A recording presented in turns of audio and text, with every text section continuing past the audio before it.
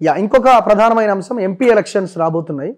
So ఎవరి మధ్య fight ఉంటుందని మీరు అనుకుంటున్నారు? ఇప్పుడు వీళ్ళు బీజేపీ వాళ్ళు కాంగ్రెస్తోనే మా పోటీ అంటున్నారు, బీఆర్ఎస్ మేము ఉన్నాం ఇంకా బలంగానే ఉన్నామని వాళ్ళు అంటున్నారు, కాంగ్రెస్ వాళ్ళు మేము పవర్లో ఉన్నాం కాబట్టి మాదే మెజారిటీ స్థానాలని వీళ్ళు అంటున్నారు. సో ఎవరి మధ్య ఫైట్ ఉంటుందని మీరు అనుకుంటున్నారు? జనరల్గా పార్లమెంట్ ఎలక్షన్స్ వచ్చినప్పుడు దేశ ప్రధాని అభ్యర్థి ఎవరు, ఇప్పుడు ఉన్న రేస్లో మోడీ వర్సెస్ రాహుల్ గాంధీ, లేకపోతే ఎన్డీఏ కూటమి వర్సెస్ ఇండియా కూటమి జరుగుతుంది.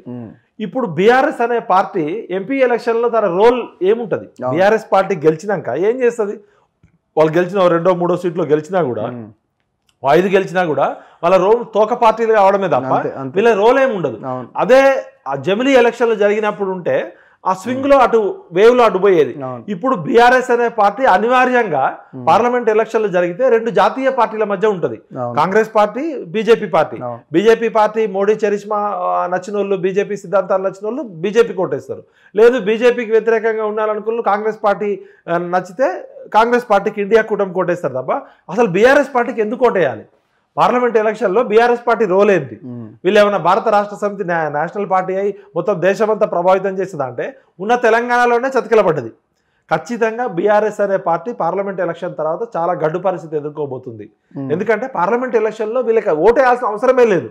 అసలు బీఆర్ఎస్ పార్టీకి ఎందుకు ఓటేయాలి పార్లమెంట్లో అంటే, వీళ్ళు ఇప్పుడు అంతకుముందు తెలంగాణ రాష్ట్ర సమితి ఉన్నప్పుడు తెలంగాణ ఇంట్రెస్ట్లు పార్లమెంట్లో కొట్లాడతారేమో అనుకునేటోళ్ళు.